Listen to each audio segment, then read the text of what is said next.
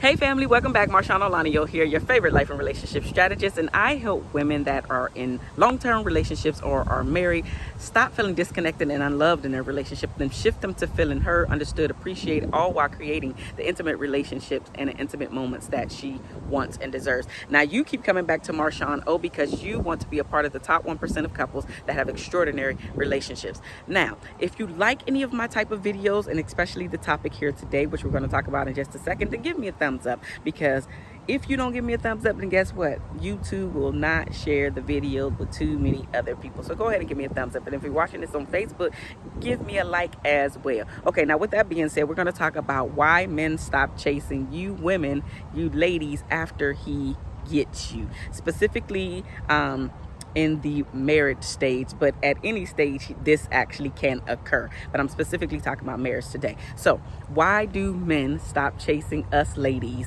after they get us? I'm gonna give you a few reasons why. The first reason is because men are goal oriented, and in this case you were a part of his goal. You were a part of the reason why he decided to maybe even wake up that day, to even actually pursue a thing, you being that thing, you being the goal. He wanted to get you, he wanted to claim you. You were his prize. And so because you were his prize, he decided to go full out to make sure that he's wooing you, making sure that he's bringing all of this attention to you, the time, the quality time. He's doing all of the things that he knows that you like, whether it's going out on dates, whether it's romancing you, whether it's taking you on long extravagant vacations and trips, etc. Basically, he was trying to woo you. You were the goal, meaning he wanted to make you his girl. He wanted to make you his fiance. He wanted to make you his wife. And so now that he's done that or those things, now he is deciding to step back a little bit. Now, ladies, before you go into, well, he shouldn't be doing that in the beginning if he know he's not going to keep it up. I'm actually here with you until I thought about it like this. Because he's goal oriented, he actually attained the goal that he was trying to achieve, and now it's time to move on to the next goal. Men, hear me men. Don't look at it like that. How you show up in the beginning is how you're supposed to continue on. However, by the same token, I understand, because you are goal oriented. Now that you've actually got the girl, why do I have to keep doing that? Which is point number 2. Men don't really feel that they need to continue to do that thing, which is the wooing you and take you out and all this other stuff, because now they're becoming more practical.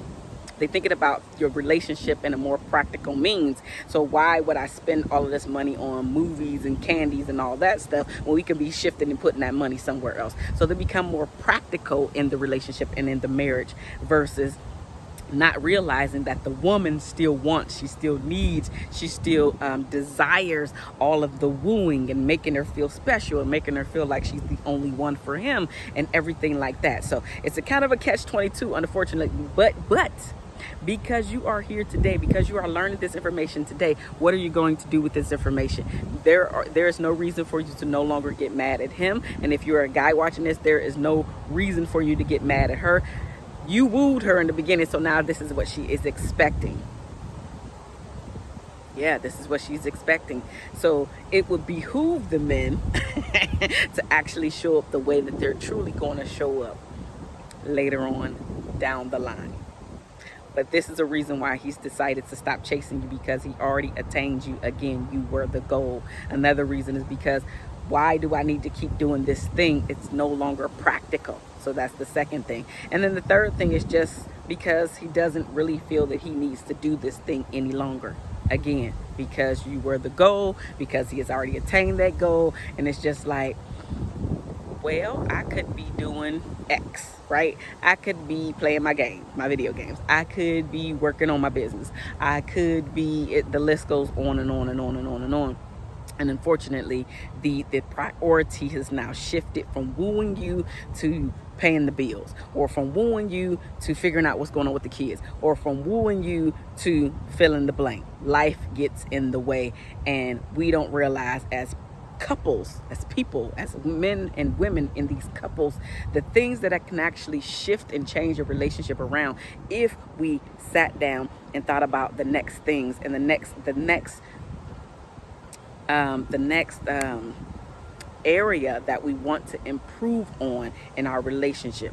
What is our relationship going to look like in a year from now? What is our relationship going to look like 5 years from now if we continue to do this thing? And here's a tip. If you continue to not pay attention to your spouse, you will create distance. You will eventually separate and part. So in order to avoid that, you need to continue to make sure that you make her a priority. Put her on your calendar. Put him on your calendar.